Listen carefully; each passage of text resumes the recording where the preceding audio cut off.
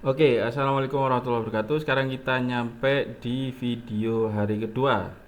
Di hari kedua ini kita akan ngelatih gimana caranya kita ngegali topik agar kita nggak kehabisan topik. Nah, kalau pertanyaannya, loh kan ada ChatGPT mas, ada AI dan sebagainya. Memang kita pas bikin pakai ChatGPT atau AI dan sebagainya itu kita nggak kehabisan ide, iya. Tapi kalau basicnya aja kita nggak kuat, akhirnya kita ngikut dengan ChatGPT, akhirnya terjadi resikonya apa? Resikonya adalah kita nggak punya identitas atau kita kehilangan kayak karakter, atau mungkin bahasa simpelnya kayak akun kita susah dikenal karena akan mirip dengan akun-akun yang lain. Kecuali kita belajar pondasinya dulu, kemudian kita bisa ngarahin ChatGPT atau AI. Nah, jadi di pagi hari, di hari kedua itu sama aja, jalan kaki seperti hari pertama, kemudian journaling, persis seperti hari pertama, kita langsung ke yang selanjutnya. Nanti di siang hari kita kayak apa ya namanya? Kita kayak nyari ide topik dan kita harus ngalir. Jadi namanya ide dumping. Jadi kita harus ngeluarin semua topik yang ada di pikiran kita tanpa sensor dan seliar mungkin yang ada di pikiran kita. Jadi boleh ide story Instagram, boleh tulisan atau ide topik yang ada di pikiran, boleh juga analogi, atau boleh kayak pertanyaan atau rasa ingin tahu, atau kekhawatiran atau kegelisahan yang teman-teman di sini pengen bahas. Jadi bebas. Nah, kalau misalnya stuck gimana Mas? Kalau stuck, coba ambil satu barang di sekitarmu. Kemudian brainstorming 10 ide dari barang itu. Nah, kita praktek. Jadi yang pertama itu kita ngalir ya. Jadi yang pertama kita ngalir, boleh story, ide tentang story, analogi, konten, pertanyaan, kegelisahan dan sebagainya. Nah, di sini kita misalnya contoh yang ngalir kita 5 ya, ngalir kita ambil 5. Misalkan apa yang ada di pikiran. Nah, jadi di sini tuh kuncinya nggak usah ditahan, jadi dilepas saja gitu. Misalkan apa yang ada di pikiran, pusing, sumpah, gelisah, apa, keluarin aja semuanya agar terbiasa mengeluarkan ide. Dan efeknya ketika kita pakai ChatGPT, kalau ide kita udah ngalir, topiknya juga akan bagus. Iya, kita ngalir ya. Jadi coba teman-teman juga sambil nyimak coba tulis 5 topik apa yang ada di pikiran sekarang. Misalnya kalau saya kaos hitam. Kaos hitam. Terus yang ada di pikiran saya capcay, capcay. Terus ikan tongkol. Ini tema-tema makanan nih karena lagi masak. Terus buku.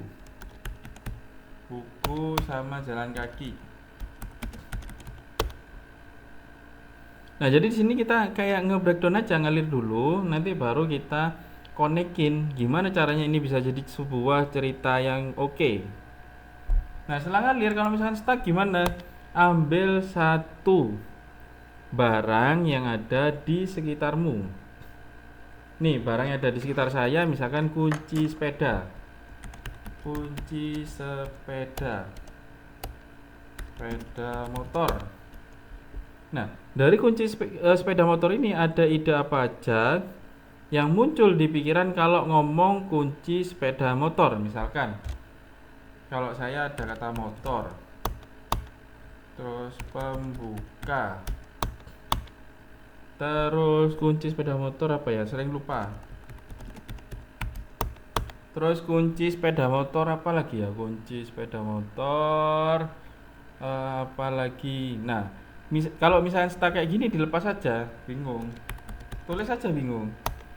Kunci sepeda motor. Jadi mohon maaf ya, ini memang nggak ada skripnya, memang ngalir isinya. Oke, kunci sepeda motor. Apalagi yang ada di pikiran? Kalau saya jalan-jalan, jalan-jalan. Nah, kemudian ini kita bisa lanjutin ke yang bagian bawah, latihan koneksi ide. Jadi ambil dua kata random, terus bikin cerita atau analogi.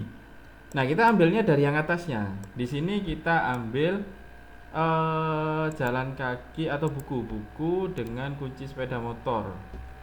Jadi buku tak ambil, tak pindah ke sini. Jadi teman-teman fokus ke sini ya, fokus. Bentar. Oke. Jadi teman-teman fokus yang di bintang ini. Saya ambil buku pada bagian atas yang ngalir 5 ini, kemudian pada kunci sepeda motor saya akan ambil di sini, saya akan ambil pembuka. Nah, kira-kira itu. Jadi biar gak bingung. Bentar. Oke, ambil dua kata random. Saya ngambil buku dan kunci sepeda motor. Kunci sepeda motornya saya ambil pembahasan tentang pembuka. Nah, ini bisa dijadiin cerita. Suatu ketika saya sering lupa naruh di mana kunci sepeda motor. Padahal kalau nggak ada kunci, motor kita nggak bisa jalan. Sampai akhirnya saya baca sebuah buku, dan di buku itu ada sebuah quote yang mengatakan kalau buku adalah jendela dunia dan buku adalah kunci ke ilmu pengetahuan. Nah, maksudnya gimana? Berarti kalau gitu buku sama dong dengan kunci sepeda motor. Nah, itu kan sudah bisa jadi sebuah cerita, atau bisa jadi sebuah kayak di fase-fase kayak gini tuh ya udah ngalir dulu, karena kalau langsung framework, langsung ibaratnya pakai rumus, biasanya akan jenuh nanti di tengah jalan, kayak capek karena nggak terbiasa. Oke ya, itu ya. Itu pada hari kedua. Nah, kemudian pada malam hari latihannya kayak gini. Ambil topik kecil. Misalnya kayak teh manis atau kopi. Terus bikin versi lucu, dramatis, inspiratif, atau ada fakta, emosi, makna simbolik. Nah, kita praktek ya. Nah, kemudian tanyakan ke diri sendiri, kalau ini jadi cerita yang dibaca ribuan orang, apa nilai hidup yang penting yang harus dibagikan pada cerita ini? Oke, kopi. Ini misalnya prakteknya saya ambil kopi, karena malam hari identik dengan kopi. Terus faktanya kopi, di sini kan ada 3 layer ya, ada fakta, emosi, makna simbolik. Jadi di sini ada fakta, emosi, makna simbolik. Faktanya kopi itu apa? Jadi kayak gini. Fakta kopi. Kopi ya pahit. Pahit. Emosi, kalau kita dengar kata pahit, emosi apa yang terdengar? Sengsara. Terus makna simbolik. Berarti dari pahit, sengsara, kopi, makna simboliknya apa? Nah, berarti makna simboliknya adalah pahit itu sementara. Akhirnya di sini ada nilai hidup apa yang bisa dibagi? Nilai hidup.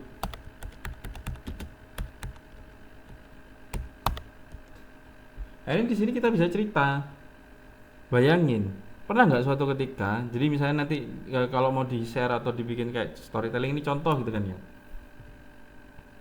Eh, Malang sekarang lagi dingin, apalagi kalau malam bingung mau ngapain.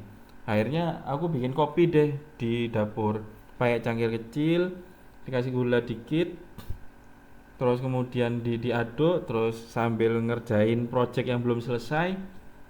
Kemudian saya jadi sadar, apa yang saya sadari? Yang saya sadari adalah padahal udah dikasih gula loh si kopi ini. Kenapa kok kopi ini masih tetap pahit padahal udah dikasih gula?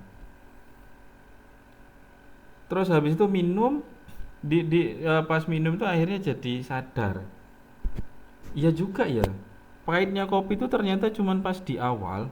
Ketika kopi itu misalkan mau habis, dia tuh lama kelamaan kalau udah habis, ternyata pahitnya itu pada saat minum. Giliran kopinya udah habis terus melek, manfaatnya banyak. Jadi dari situ aku dapat pelajaran kalau ternyata pahitnya kopi itu cuma sebentar sampai kopinya habis. Kalau kopinya udah habis, kita tinggal nikmatin manfaatnya. Dan sama kayak hidup, kalau kita ngalami masalah, kendala, ada utang, kemudian gagal dan sebagainya, bayangkan itu kayak kopi, pahitnya sebentar sampai kopinya habis. Berarti sampai ujiannya habis. Kalau ujiannya habis, kita tinggal nikmatin enaknya. Nah, kira-kira kayak gitu. Oke, itu pada hari kedua. Itu aja untuk materi kedua. Nanti kita lanjut ke yang hari ketiga. Terima kasih. Assalamualaikum warahmatullahi wabarakatuh.